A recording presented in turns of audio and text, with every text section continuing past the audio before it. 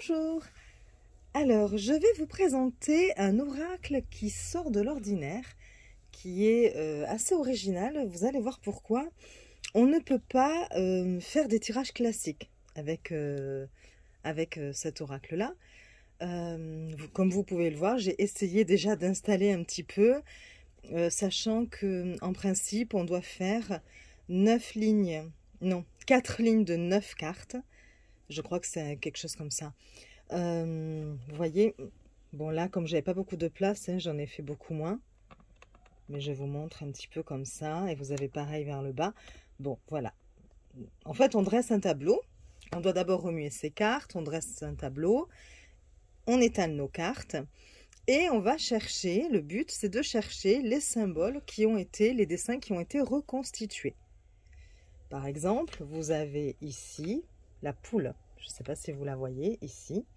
Vous avez la poule qui a été reconstituée. Vous avez là la lanterne. Ou non, c'est un sablier d'ailleurs. Ensuite, vous avez le cygne. Voilà, donc il y a des symboles qui vont être constitués comme ça, d'entrée de jeu. Et puis, on doit aussi chercher ceux qui ne sont pas encore établis, mais dont les deux cartes sont côte à côte. Les deux morceaux sont quand même côte à côte, même s'ils ne sont pas encore en face. Par exemple, je vous ai mis un exemple là. Vous avez la moitié de la planète, ici. Et si on descend un petit peu, vous avez l'autre moitié comme ça. Et donc là, vous avez le droit de retourner la carte pour constituer la planète. Par contre, vous ne pouvez pas déplacer deux cartes d'endroit. Vous ne pouvez pas les changer d'endroit. Voilà, donc je vais quand même vous lire, vous montrer d'abord tout le reste. Là, je vous ai un petit peu expliqué le principe. Donc d'abord, il y a 36 cartes. Ce qui est un peu dommage, c'est que ces cartes, elles ont le dos blanc. Voilà. C'est vrai que c'est dommage, ils auraient pu... Bon, j'ai beaucoup d'ombre là, je suis désolée. Bon, enfin, de toute façon, c'est tout blanc, donc vous ne manquez pas grand-chose. Donc là, c'est le reste des cartes parce que j'ai pas pu, moi, étaler toutes les cartes parce que là où je filme, c'est trop petit. Et puis de toute façon, mon matériel tel qu'il est utilisé, je ne peux pas avoir une grande amplitude de vue. Donc voilà. Ensuite, ça se présente dans une petite boîte cartonnée comme ça, une jukebox. Hein. Voilà, vous voyez. C'est à peu près le format des cartes. Hein. Les cartes, elles ont un format carré. Enfin, vous le voyez. Vous allez vous dire que je vous prends pour des idiots, mais non, excusez-moi. Vous avez un petit livre comme ceci, un petit livret pour expliquer le principe du jeu et donner la signification des cartes, des illustrations. Donc, c'est l'oracle de Séni. J'ai acheté le jeu sur Etsy. Et je vous mettrai le nom de la boutique. Hein. Donc, voilà. Tout est écrit en anglais. Vous voyez, ça se présente comme ceci.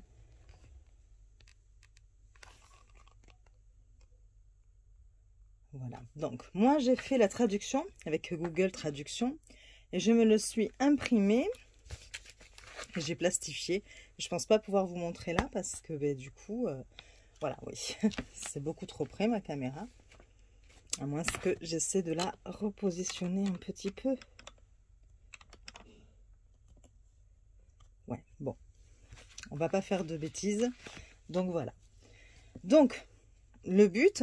Alors, je vais quand même vous lire d'abord. Attendez, je suis un petit peu perdue là. Je pars un peu dans tous les sens. Donc, ça risque de ne pas être très clair pour vous.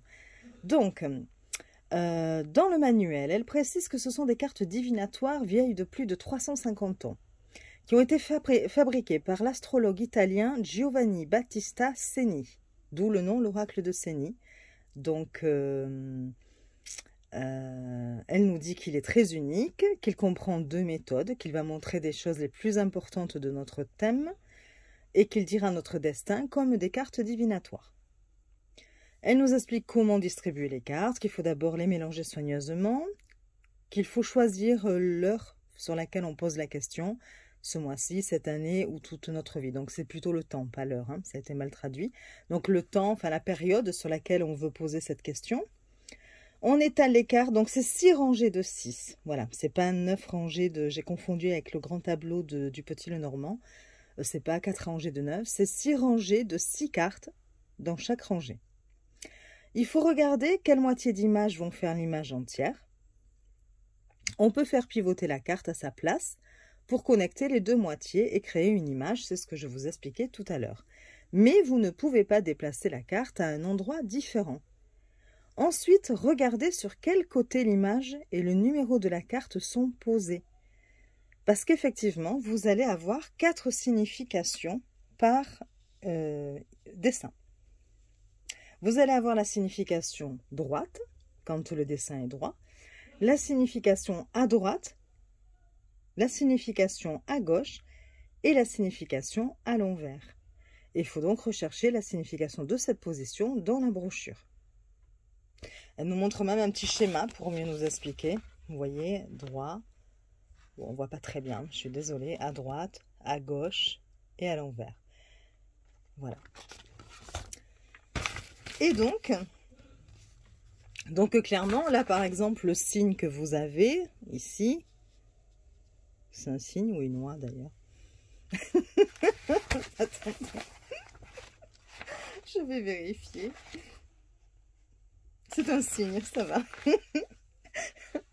Vous voyez que je m'y connais beaucoup en...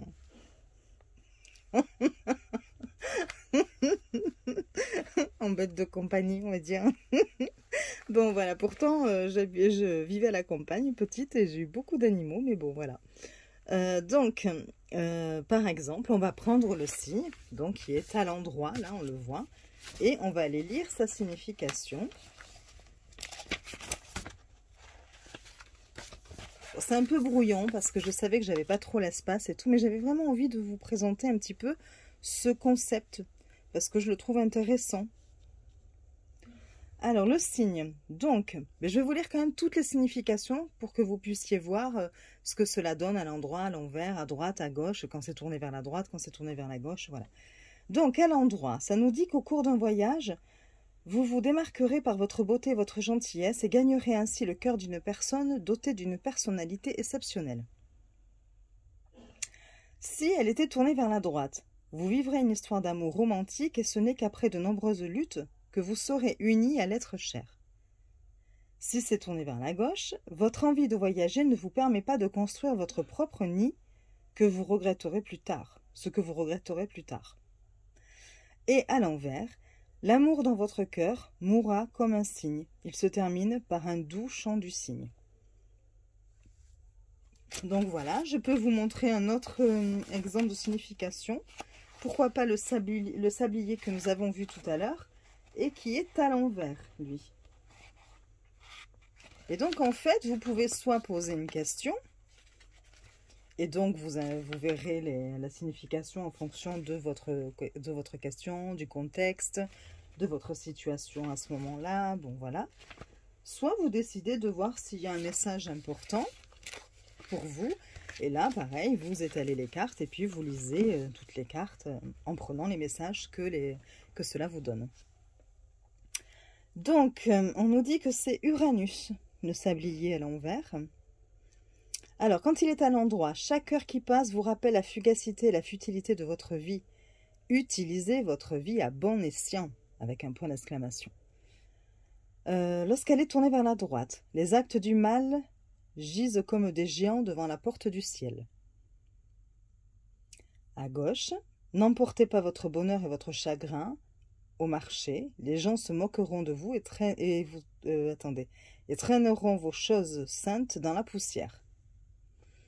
Bon, c'est très symbolique quand même. Hein.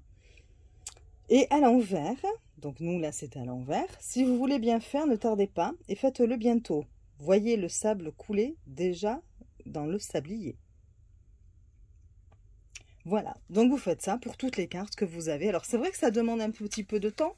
Du coup, quand on fait, parce que bon là, il n'y a pas toutes les cartes, hein, mais quand on fait avec les 36 cartes, avant de repérer les cartes qui sont assemblées, puis celles qui pourraient l'être parce qu'il y a juste à tourner une carte dans un sens. Donc déjà, ça demande toute une, toute une observation. Donc voilà. Et puis après, je pense qu'il est bien de prendre une feuille ou un journal de tirage et d'écrire les symboles sur lesquels nous sommes tombés et d'écrire un petit peu ce que ça signifie pour y retourner plus tard, regarder et voir si c'est confirmé ou pas, si les messages sont confirmés ou pas. Donc voilà, est-ce que j'avais autre chose à vous dire à ce sujet? Je crois qu'il n'y a rien d'autre sur le livret, hein. Non, vous avez juste la signification des cartes. Et puis voilà. Donc, écoutez, voilà, ce sera une courte vidéo, mais j'avais envie de vous le montrer. Vous pouvez me dire ce que vous en pensez en commentaire. Si vous avez aimé, vous pouvez mettre un petit like ou vous abonner. Et puis, je vous souhaite une bonne journée et je vous dis à très vite. Des bisous!